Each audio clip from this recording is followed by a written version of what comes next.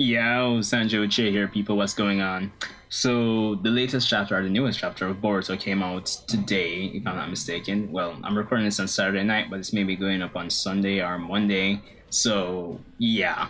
So, chapter 25 is out, and of course, since we started with the Kawaki arc last month, you can imagine that I'm pretty hyped to see what happens, or what happened on this chapter.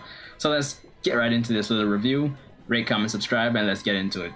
So, continuing on chapter 24, chapter 25, for the most part, it was mostly an action based chapter where we got to see Kawaki showcase his skills against the Kara Ultra member Garo, who was sent to capture him. And I believe Garo, based on what was said last chapter, is actually Delta's partner, like how Ao was Kashin Koji's partner.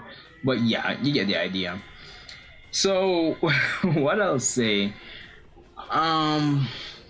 Kawaki. I wouldn't say it was an interesting. It was an okay to a decent fight. Seeing Kawaki showcase his skills. There are lots of things that I still feel are left unanswered, and we'll have to wait to get those answers. But for the most part, Kawaki does seem to be a formidable force based on how this chapter went. Um, Nobody said it directly, but based on what I saw, it would seem like Kawaki's abilities itself. He kind of reminds me of Jugo with the whole body transformation using natural energy. So I'm wondering what exactly it is. I mean, later on in this chapter, Katasuke, we find out from him analyzing Kawaki's body that his entire body is kind of like a scientific ninja weapon or ninja tool. It seems like someone, it could be Jigen, we don't know, has actually modified all his blood vessels and his nervous system. And Katasuke even goes even further to basically compare Kawaki's body to Naruto's prosthetic hand.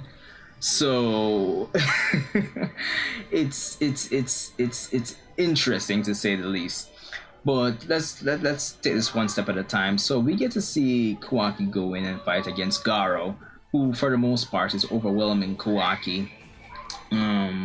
But eventually, when Kawaki's like seemingly defeated, he activates the Karma Mark. Well, Boruto's Karma Mark starts resonating with his, and then they both start activating for some reason. Now, it's at this point that Kawaki basically overpowers Garo, crushing one of his weapons on his, I believe it's left arm, and then proceeding to absorbing all of his ninjutsu. All the attacks from his, basically all his weapons, and then basically proceed to release back all that energy and blow up half his body. So basically killing Garo in the end, and then eventually saying a few words to Boruto and company before collapsing. It was cool to see that Boruto managed to use the Karma Mark again to absorb the explosion caused by Kawaki. So that was interesting. Now, I'd say one of the most interesting aspects of the chapter is the fact that Kashin Koji made the decision not to retrieve Kawaki, even though it's his and Delta's mission assigned by Jigen to do so. It seems that well, I mean, in any organization, not everybody will have the same level of information across the board. But it's interesting to see that Kashin Koji himself may have a different agenda, because he feels that by allowing two things. He feels that by allowing Konoha to basically take Kawaki, it's not a big deal. It won't stop their plans. But at the same time, he himself seems to need some more information, and it's implied that by taking Kawaki back to Konoha, that he'll be able to observe and gain the information he needs. So it is kind of it's kind of sketchy to say if he has ulterior motives, but at the same time, he seems to be a pretty big advocate of whatever Kara has planned.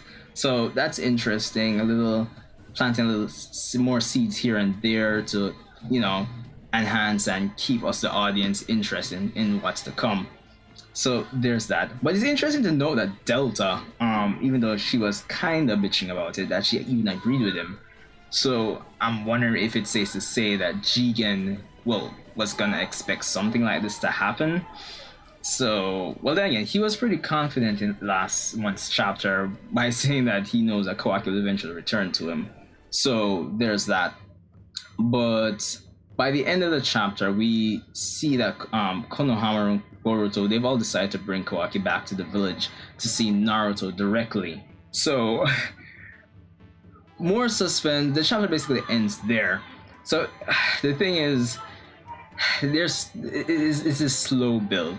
Like, I'm really interested to see what's going to happen next, because as we know, in the beginning of the series, or the flash forward at the beginning of the series, that Kawaki mentions something about, you know, Naruto, and it's implied that Naruto is dead, and probably Kawaki may be the one that killed Naruto. So seeing things kind of slowly build up and tie together, like how they're doing it here, it's interesting to say the least.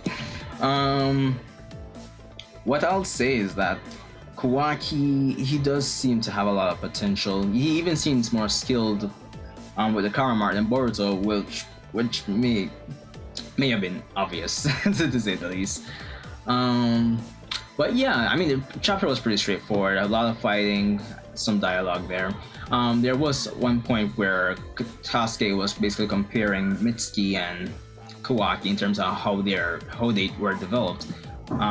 Then basically saying, you know, Mitsuki is a result of organic material and genetic engineering, versus Kawaki was a normal human before, but was, you know, transformed into something else through inorganic means.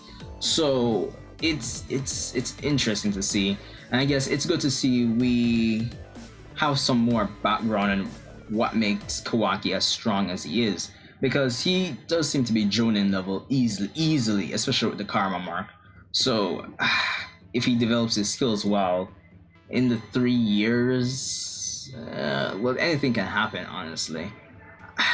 It's crazy to think that he could probably take Naruto, but if he develops at a decent rate in the next 3 years, anything is possible. I mean, granted, look at the difference between Naruto when he just left the village at the end of part 1 versus the 3 to 4 years later at the end of the 4th Great Ninja War. It's like the difference in his power is like night and day. So as strong as Naruto is with, you know, full Kurama, fragments of the other 8-tailed beasts, and 6 paths power, Naruto and Sasuke seemingly won't be this top dogs forever. So yeah, but all in all, I really enjoyed this chapter. Very interesting, slow build, but they keep planting the seeds of, you know, these small plot points to keep us interested. So let me know what you guys thought about the chapter. Boruto is definitely getting better month by month. The next chapter, or the next few chapters probably. You know, it kind of sounds ridiculous when I say the next few chapters, because this thing is a monthly release. It's insane. But I'm looking forward to the character dynamics and the interactions in the next chapter. Hopefully we get to see Naruto interact with Kawaki next chapter. Hopefully. But Sanju Uchiha, that's all I have for this one, people. So let me know. I'll see you guys in the next one.